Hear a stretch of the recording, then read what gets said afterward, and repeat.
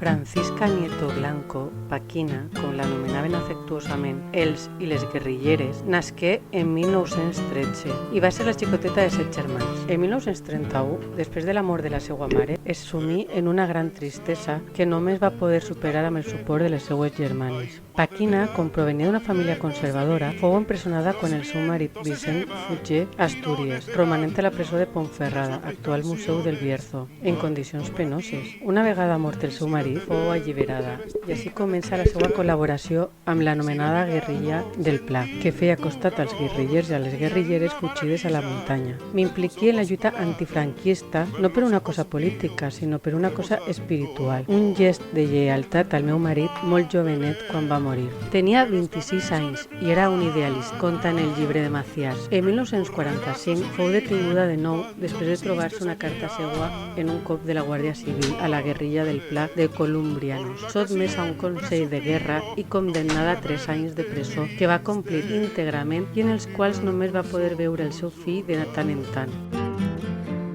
Amor como el tuyo no existe en la tierra. Ay, madre del alma, que amor sin igual. Yo quiero pagarte diciendo a la gente que mi vida es poco para tu bondad.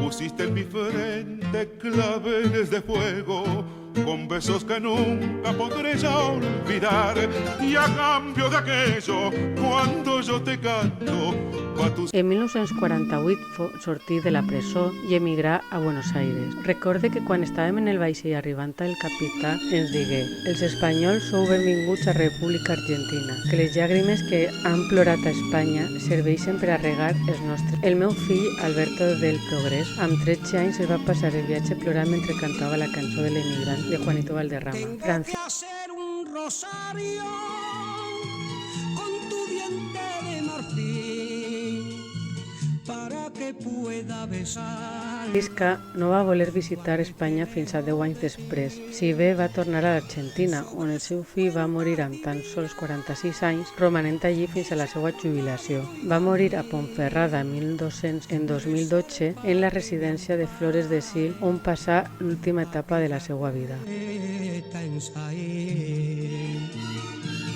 Adiós mi España querida, dentro de mi alma te llevo metida. Aunque soy un emigrante, jamás en la vida yo podré olvidarte.